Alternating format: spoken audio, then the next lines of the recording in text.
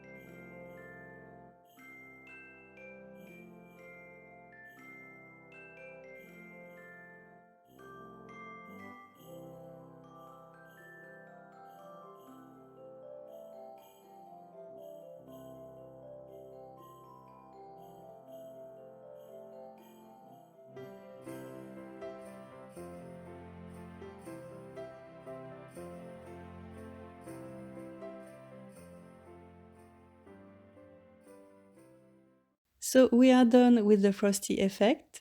It looks pretty good, but to totally complete the panel, I am going to splatter white ink all over it, to this time add a snowy effect outside the window.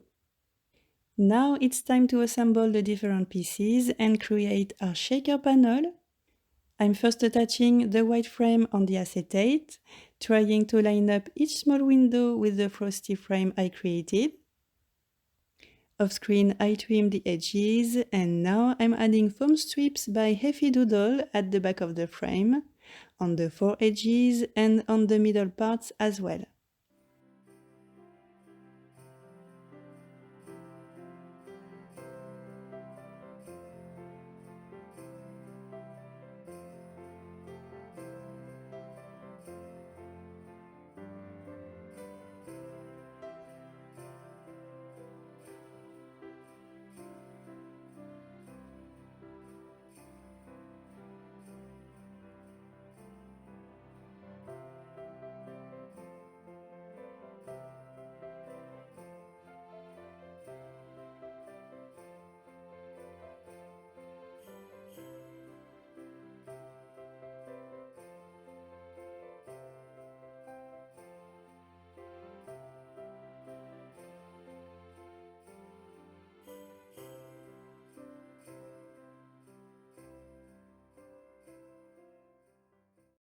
Next, I want to use this paper from the Very Merry paper pack to make the outside.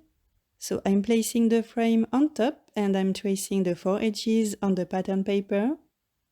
I am trimming the panel to fit the frame. And before adding the shaker accessories inside each small window, I am going to make the inside non-sticky. I am using my powder tool to rub the foam strips edges. Next, a quick clean to get rid of the excess of powder using a microfiber cloth. And now we can add the shaker accessories. I'm adding polymer clay snowflakes and then a bunch of sparkling confetti.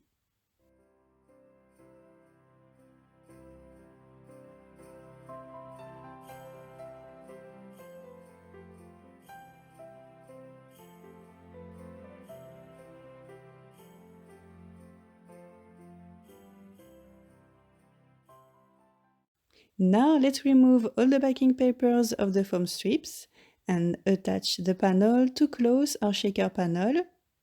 I cut the wreath, flowers and bow using the coordinating dies. I also heat embossed my greeting in silver on black cardstock. And now I'm attaching everything on the shaker panel using foam squares.